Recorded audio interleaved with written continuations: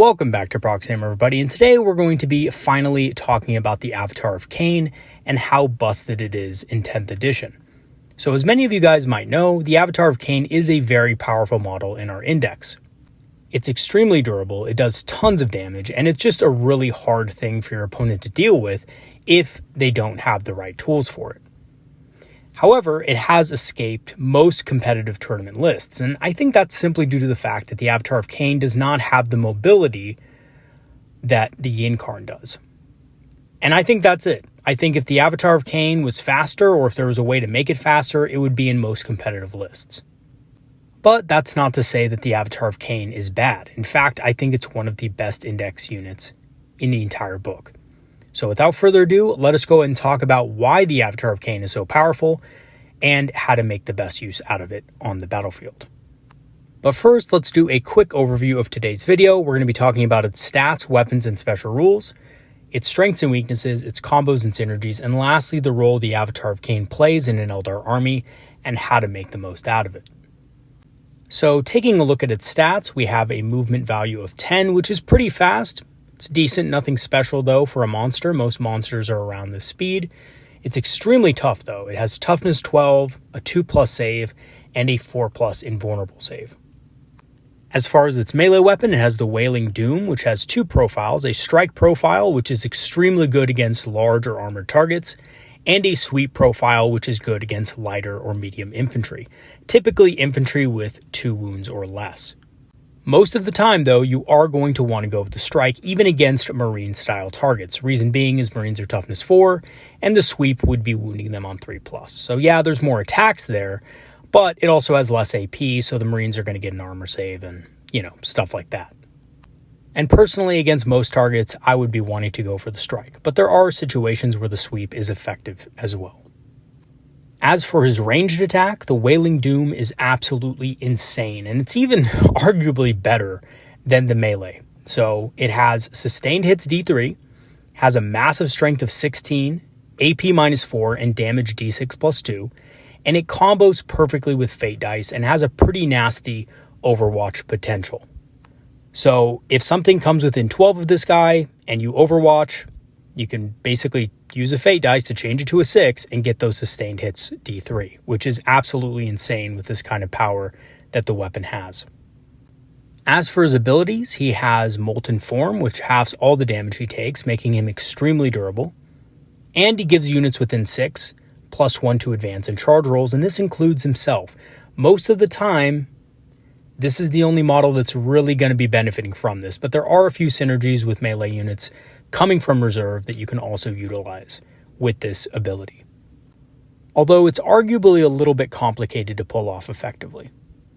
He does have a degrading profile, which means when he's low on wounds, has 5 or fewer wounds, he has -1 to hit, which seems like a big deal, but really it's not because he hits on a 2+, so he's just going to be hitting on a 3+ if he's low on health.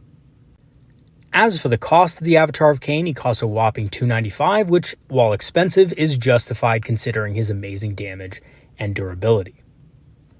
And lastly, for his keywords, he has the monster and demon keywords, which make him vulnerable against those anti-effects. He also has the character keywords, so can benefit from stratagems like Epic Challenge for precision attack. So yes, if you get this guy engaged in combat with a big unit of Terminators, and you need those characters dead before you can wail on the rest of the unit, definitely consider using a command point for that strat.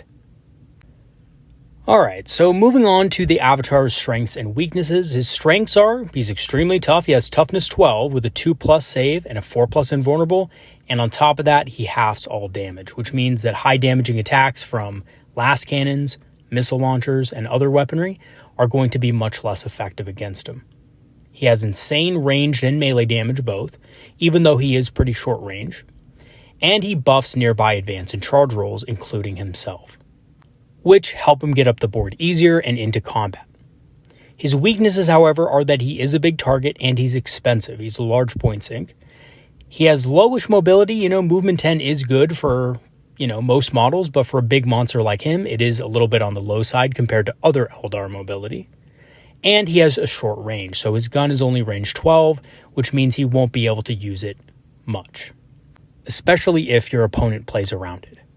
And the aura is great, but it only has a 6-inch range, so it can't really affect more than himself and maybe one other Eldar unit. Alright, so moving on to his combos and synergies. So this is really where I think a lot of the power of the avatar really comes into play. First off, you can use Fortune on him, which makes him even tougher, so it gives him a -1 to wound against all attacks, meaning that most weapons will wound him on a 6+. So anything that is below toughness 12 or below strength 12 against his toughness 12 is going to be wounding him on a 6, and even strength 12 will be wounding him on a 5. So if your opponent wants to take him down effectively, they're going to need to either A, hit him with things that are higher than strength 12, or B, use some sort of reroll mechanic like Oath of Moment to be able to, actually bust through his high defenses. Shroud Runners can also mark a target, giving his ranged weapon lethal hits for a double proc with a fate die. So both lethal hits and sustained hits will proc, although the bonus hits won't auto-wound, so do keep that in mind. However, it does help the Wailing Doom get a little bit more damage on your target. Lastly, running him with other tough units like Wraith Lords, a Wraith Knight, or perhaps even the Yinkarn is a great way to overwhelm your opponent with high toughness targets that they can't easily kill, providing a situation where your avatar is going to either mostly be untouched because of the fact that your opponent has so many other threats to deal with, or your opponent concentrates everything on the avatar and the rest of your tough units are left unscathed. So that could also be a very effective way to use this model as well. Okay, now some of you might be thinking at this point, well, Proxy Hammer, I know that the avatar is supposedly really tough, but my Avatar of Khaine just keeps dying in my games. How do I keep him alive? Because last edition, Fortune gave him a 5+ feel no pain, and there were other things that we could do to boost his armor and stuff like that, right? For example, we could put Protect on him, we could put Conceal on him, so that usually we could have him well and truly above a 2+ armor save. And in this edition, we can't do that. So a lot of you are probably thinking, well, he's a lot less durable than he was last edition. And even though he's, has better toughness and stuff, there's a lot more really powerful weapons on the battlefield that can take him down to size. So yes, that is true. There are ways in which opponents can kill the Avatar of Khaine much easier this edition. So keeping him alive is all about positioning him well on the battlefield. He is very durable, but if you throw him out in the open, in the center of the board, he's still going to be killed. So don't be afraid to hold him back or deploy him on the flanks out of line of sight if your opponent has a lot of big guns that you need to deal with first.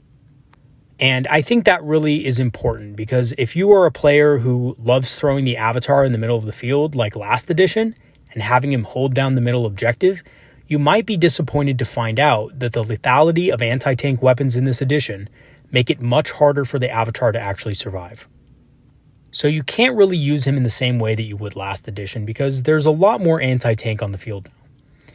So what I've done with my own Avatar of Khaine is a lot of the times I will actually keep him back during the first couple of turns of the game. I'll put him kind of in the midboard, but behind some obscuring terrain, maybe even on a flank if I notice my opponent has a lot of anti-tank tools in their list. And then as the game goes on and my opponent's anti-large capabilities are reduced, I will bring the avatar out at that point and overload my opponent's ability to deal with them. And from there, the avatar basically can wreck face. Yes, you're going to be losing a couple turns in the beginning of the game, possibly losing a couple of shots on the Wailing Doom and maybe a potential combat, but you'll have better use of him in the late game where he can be more of a terror to your opponent's army. And this is really where I think the Avatar of Khaine shines. So what is the role of the Avatar of Khaine in an Eldar army, and how do you make the most out of him? So the Avatar is a powerhouse who dominates areas of the board, basically by himself, and kills anything he comes into contact with. He is best used, in my opinion, to draw enemy forces out, so that your other units can take advantage of exposed units. So the great thing about the Avatar of Khaine as well is that he is a massive threat that your opponent will have to respond to. And when your opponent does respond, they'll often leave units exposed for your faster, more hard-hitting units to tear open. And although you can use the Avatar of Khaine to try to hold the center of a battlefield, it's not really the best way to use him in this edition, in my opinion, just because it's very opponent specific. So if your opponent doesn't have a lot of anti-tank, then yeah, absolutely, you can definitely use him in this way, and he can be very effective at it.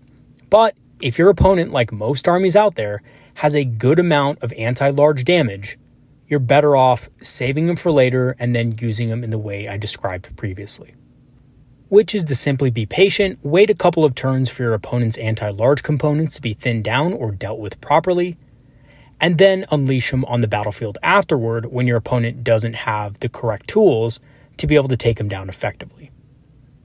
So in conclusion, even though the Avatar is slightly less durable than he was last edition, he is an absolute beast who can soak up a lot of punishment and deal some of the best damage in the index. And by the way, he deals more damage this edition than he did last edition, just because of the fact that his Wailing Doom is so much more powerful. Especially the shooting attack, which I think is far and above way better than it should be. Sustained hits D3 with the combination of Fate Dice make anything entering within 12 inches that is a large target a dead target. However, he is very expensive, and using him correctly requires good positioning and support. If you're going against a good opponent who can take advantage of your mispositioning of the Avatar of Khaine, then you're going to be in a lot of trouble, especially if that opponent has a good amount of anti-large at their disposal, which most opponents in 2,000 points will. So to make best use of your Avatar of Khaine, you do have to be acutely aware of where you're placing him at all times. Okay, so that's what I got about the Avatar of Khaine so far in this edition. I think as the edition goes on, we will see people using more of the Avatar of Khaine, especially when the Eldar inevitably get nerfed this coming Thursday. So it looks like the balanced data slate is going to come out this Thursday, and the Eldar are going to be hit pretty hard. And that's just due to the fact that we're simply winning way too many tournaments. And on top of that, we're not only winning the tournaments, but we're also placing highest in the tournaments that we don't win. So there's a lot of issues there, and I've previously discussed why I think we're winning so many tournaments and things like that, and it doesn't have to do with anything most people are saying on the internet right now. But there are a few key issues with the Eldar that do need to be addressed. I don't think GW is going to correctly address this. I think GW is just going to basically lay a bunch of point increases on the Eldar and call it a day. And if history has taught us anything, from somebody who's been playing the faction for 20 plus years, GW does not really know how to balance the Eldar correctly. So usually when they write rules for the Eldar, they're really either super weak and terrible, or they're really strong and unbeatable. And I think this time around, they got most of the index right, but the things they got wrong were so bad and so egregious that it's basically artificially boosting the power of the index as a whole. Because there's several data sheets in the index which are fine and which don't require any kind of nerf whatsoever. One of these units is Dire Avengers. Dire Avengers are a very solid unit for their points. They're not undercosted, they're not overcosted, they perform their role pretty well, and that's about it. Same thing with Swooping Hawks, same thing with Fire Dragons and Striking Scorpions, and there's a bunch of units that are just good for their cost, but they're not super good for their cost, and they're not OP, right? They do have their weaknesses, they have their niche in which they're effective, and that's it. And then there's units like the Wraith Knight, who has basically made an appearance in most highly competitive tournament lists, and just blows through enemy armies like they're nothing. And that's an issue. But there's other units here and there that are also an issue in the Eldar Index, and those are the ones being abused in high-level competitive play. And on the flip side of that, you have other factions in the game that don't really have any tools to deal with stuff like that, or any tools whatsoever. They don't have any teeth. You have armies like Death Guard and Leagues of Votann who are slow, not exceptionally tough, and don't do a lot of damage. And when you combine all those three things together, you get a faction that really just can't survive on the battlefield. At least as far as competitive play is concerned. I think in casual play, those armies might be fine and they might win games, but in competitive play, they're just dead on arrival. Which really sucks, because I feel like every single faction should feel like you're playing that faction, should feel like it's good at something, and to play a faction and feel like it's not good at anything must really suck, right? Like the Leagues of Votann, right? I mean, the Leagues of Votann right now basically have nothing going for them. It's really sad. They should have something. that they're good at. And I think last edition, it was that they were really tough and they were also really hard hitting under the right circumstances. And as it stands now, it's just really hard to get those circumstances up and going for them to be powerful and them to hit hard. And they're not really tough. They kind of lost some of their toughness in the index as well. And that goes for a lot of armies, like Death Guard too. For all you Death Guard players out there, I am so sorry that you guys basically got the shaft. Not only are you guys not as tough as you were before, but the extra damage that GW gave you guys through your army rule and, detachment special rule is 0. Basically, what they did was they took away your toughness and they didn't give you anything back for it, which is a shame, right? So playing Death Guard, it just doesn't feel like it should. And I definitely think GW needs to boost those factions that are not doing as well. And not just give them points decreases, because I think that really doesn't solve anything in the long run, right? It makes them better, but it doesn't make them feel like the army that they're playing.